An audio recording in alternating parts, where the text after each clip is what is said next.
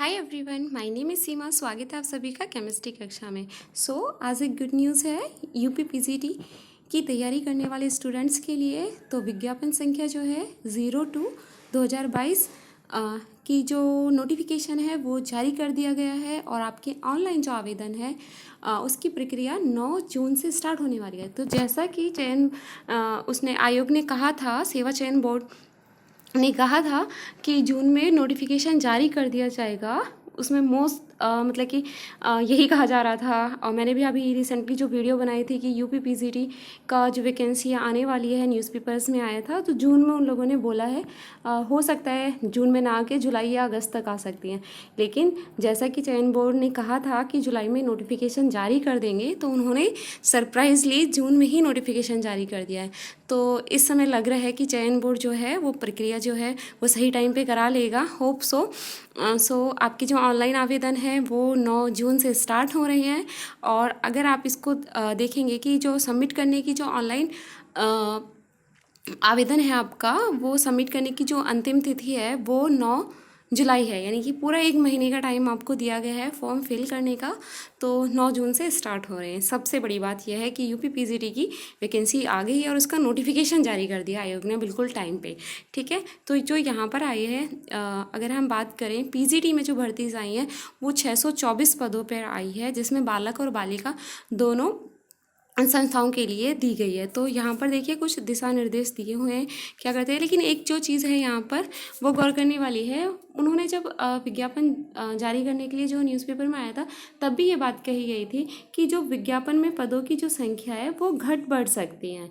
ठीक है, तो यहाँ पर ये जो चीज़ है उन्होंने ऐड करने के लिए कहा था कि अगर ऐसा होता है कि सीटें बढ़ती हैं और सीट मिलती हैं तो एक कॉलम ऐड कर दिया जाएगा कि ये सीट्स बढ़ भी सकती हैं। तो हो सकता है कि अभी आपको सीट कम लग रही हो तो ये बढ़ भी सकती हैं, और घटने का भी लिखा हुआ है, तो घटने की पॉसिबिलिटी तो थोड़ी कम ही है। मे बी हम आशा करेंगे कि ये सीटें और बढ़े और ज़्यादा से ज़्यादा सिलेक्शन हो। तो यहाँ पर ये देख लीजिए, ये कुछ दिशा निर्देश दिए हुए हैं। और हाँ, यहाँ पर देखिए बार बार पूछा जाता है ना कि पीजीटी में हल आपको पता ही होगा कि नेगेटिव मार्किंग नहीं होती है, तो लिखित परीक्षा में ऋणात्मक अंकन नहीं है। ठीक है, तो यहाँ पर कोई नेगेटिव मार्किंग नहीं होगी आपके पेपर में। तो इस तरह से ये जो भी दिशा निर्देश दिए हुए हैं ये अच्छे से आप पढ़ लीजिएगा। ठीक है, और पूरी डिटेल दी हुई है किस तरह से आपको फॉर्म भरना है, किस तरह से क्या करना है। ठीक है, स्टेप वाइज दिया हुआ है। अगर हम बात करें आवेदन शुल्क की, तो जो जनरल कैटेगरी है उसके लिए जो आवेदन है वो दिया हुआ है। आवेदन जो शुल्क है कुल वो 750 है, और ईडब्ल्यूएस के लिए 650 है, अन्य पिछड़ा वर्ग ओबीसी के लिए 750 है। अगर हम बात करें अनुसूचित जाति के लिए 450 और अनुसूचित जनजाति के लिए 250 रुपये हैं। ठीक है, इस तरह से यहाँ पर दिया हुआ है। और उसके अलावा अगर हम बात करें आयु सीमा की, तो यहाँ पर 1 जुलाई 2022 को 21 वर्ष से कम नहीं होनी चाहिए। और उसके बाद देखिए ये जो दी हुई है एलिजिबिलिटी का जो क्राइटेरिया है वो आवेदन पत्र प्राप्त करने की अंतिम तिथि को ही मानी जाएगी। यानी कि इसका मतलब मुझे ये समझ आ रहा है कि जो आपकी इसके लिए जो क्वालिफ़िकेशन मांगी गई है वो आपकी कंप्लीट हो जानी चाहिए। कहाँ तक? जो इसकी अंतिम तिथि है आवेदन की। ठीक है, तो शैक्षणिक योग्यता इसमें दी हुई है, ये आप देख लीजिए। और यहाँ पर आपका जो है ग्रेड पे दिया हुआ है, कितना है, 4800 रुपये का है, ये यहाँ पर दिया हुआ है। आरक्षण के संबंधित नियम यहाँ पर दिए हुए हैं। और परीक्षा केंद्र का भी इन्होंने बताया हुआ है कि सभी जनपद मुख्यालयों पर ही केंद्रों का निर्धारण किया जाएगा।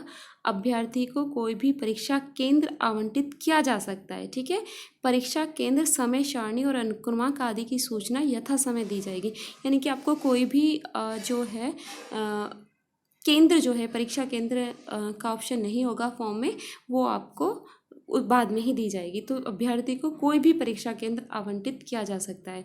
ठीक है, सभी जनपद मुख्यालयों पर केंद्र बनाने की बात की गई है। और देखिए भर्ती प्रक्रिया इसमें दे दी गई है, वही है लिखित परीक्षा आपकी होगी वो 85% अंकों के साथ होगी। 10% जो अंक है वो इंटरव्यू के होंगे, साक्षात्कार के होंगे, जो कि सामान्य ज्ञान, व्यक्तित्व परीक्षण और अभिव्यक्ति की योग्यता के आधार पर डिवाइड किया हुआ है। 10% अंक है और 5% जो अंक है पहले की तरह आपके जो विशेष योग्यता होंगी उनके लिए दिए हुए हैं। ठीक है, अब देखिए सिंपल ये आपका जो प्रक्रिया है, चरण प्रक्रिया वही है। लिखित परीक्षा 425 अंक की होंगी, 50 नंबर का आपका साक्षात्कार होगा। उसके बाद जो अतिरिक्त आपको जो नंबर होते हैं विशेष योग्यता के लिए वो 25 अंक होंगे। टोटल आपका 500 मार्क्स का क्वेश्चन पेपर होगा जिससे मेरिट बने, मतलब कि फाइनल सिलेक्शन के लिए मेरिट बनेगी। ठीक है, तो यहाँ पर है कि आपका जो वो है लिखित परीक्षा में जो 425 अंक का होगा उसमें कुल 125 प्रश्न होंगे और प्रत्येक के जो अंक है वो 3.4, ठीक है, 3.4 अंक होंगे और सभी प्रश्न करने अनिवार्य होंगे और कोई नेगेटिव मार्किंग नहीं होगी। ओके, और समय अवधि देखिए यहाँ पर दी हुई है। समय अवधि जो रहेगी इसकी वो 2 घंटे की रहेगी। सभी जो होंगे मल्टीपल चॉइस क्वेश्चन होंगे, MCQ टाइप्स क्वेश्चन होंगे। ठीक है, इसमें सभी चीज़ें आपकी क्लियर कर दिए। देखिए लिखा हुआ है कि उत्तर को गोले को आपको क्या काली शाही के ball pen, black ball pen का यूजुअली यूज़ करना होता है, वो यहाँ पर लिखा हुआ है। ये सभी दिशा निर्देश इसमें दिए हुए हैं। और दैन उसके बाद अगर हम बात करें यहाँ पर कुछ और ये दिए हुए हैं। देखिए हाँ, यहाँ पर एक ये पॉइंट देखिए कि कोई भी पुरुष अभ्यर्थी किसी बालिका संस्था में किसी अध्यापक पद पर नियुक्ति हेतु पात्र नहीं होगा। ठीक है, लेकिन यह बात जो संस्कृत विषय के लिए किसी नेत्रहीन अभ्यर्थी पर लागू नहीं होगी। यानी कि संगीत विषय का यदि कोई नेत्रहीन अभ्यर्थी है तो वो अप्लाई कर सकता है बालिका संस्था में अध्यापक पद हेतु। उसके अलावा कोई भी पुरुष अभ्यर्थी जो है वो बालिका वर्ग में अध्यापन के लिए अपने पद के लिए नियुक्ति पत्र नहीं प्रस्तुत करेगा। ठीक है, वो उसके योग्य नहीं है। बालक जो वर्ग है यानी कि जो मेल है वो सिर्फ मेल उसमें ही फॉर्म फिल करेंगे। ठीक है, अगर हम बात करें महिला अभ्यर्थी की तो महिला अभ्यर्थी बालक और बालिका दोनों वर्गों के लिए पात्र है, परंतु आवेदन पत्र में उसे एक चुनना पड़ेगा, या तो बालक में फिल करें या बालिका में फिल करें। ठीक है, एक विषय के लिए केवल एक ही वर्ग में वो आवेदन कर सकती हैं। ठीक है,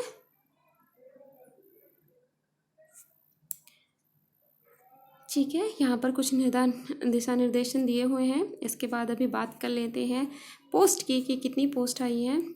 ये देखिए यहाँ पर वैकेंसीज और देख लेते हैं कि किस में कितनी आई है। देखिए यहाँ पर ये है, अगर हम बात करें अपने सब्जेक्ट केमिस्ट्री की तो केमिस्ट्री में जो वैकेंसीज आई हैं वो जनरल कैटेगरी में 3 है। ये हम बालक वर्ग की बात करें तो मेल में जो है वो क्या है, जो बालक वर्ग में आपकी जनरल कैटेगरी में 30 सीट्स हैं और OBC में 9 है और SC ST में कोई सीट नहीं है। ठीक है, तो कुल 39 जो सीट्स हैं वो केमिस्ट्री में है बालक वर्ग में। इसके अलावा अगर हम बात करें भौतिक में 24 सीट हैं, जनरल में, जीव विज्ञान में 31 हैं, भूगोल में 23 हैं, गणित में 14, इंग्लिश में 37 हैं, समाजशास्त्र में 15, अर्थशास्त्र में 29, इतिहास में 9, हिंदी में 53, कृषि में 6, शिक्षा शास्त्र 4 और मनोविज्ञान में 7 जनरल कैटेगरी में सीट्स हैं। टोटल सीट्स भी यहाँ पर दी हुई हैं। अगर हम बात करें बालिका वर्ग की तो बालिका वर्ग में आप देखिए यहाँ पर कि केमिस्ट्री में कोई सीट नहीं है। ठीक है, केमिस्ट्री में बालिका वर्ग में कोई सीट नहीं है। नागरिक शास्त्र में है,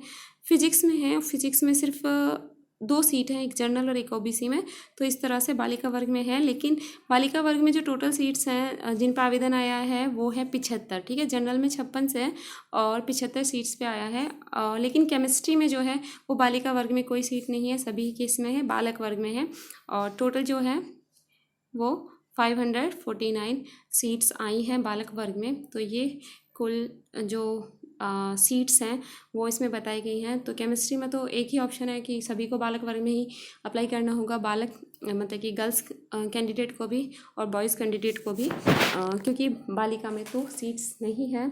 तो देखिए यहाँ पर जनरल में 30 हैं, OBC में 9, SC और ST में कोई सीट नहीं है। ठीक है, इसके रिगार्डिंग आप पूरा आवेदन पत्र एक बार फिर से पढ़ लीजिएगा। कोई कन्फ्यूज़न हो आप कमेंट करके पूछ सकते हो अगर कुछ चीज़ें समझ में नहीं आए। वैसे इसमें आपके आवेदन पत्र में सारी चीज़ें बहुत ही अच्छे से क्लियरली बता दी गई हैं। तो फाइनली मैंने पहले भी वीडियो बनाई थी उसमें भी बोला था कि आवेदन पत्र आने से पहले आप क्या हुआ रजिस्ट्रेशन फॉर्म आने से पहले आप अपनी तैयारी स्टार्ट कर दी हो। आई होप आपने स्टार्ट कर दी होगी, लेकिन अगर नहीं की है तो अब भी टाइम है, लग जाइए अपनी प्रिपरेशन में और आपका ड्रीम पूरा होगा।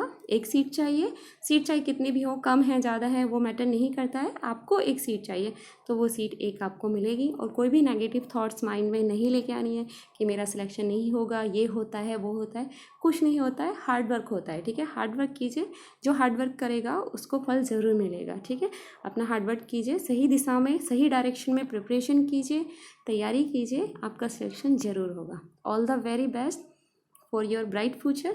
Thank you.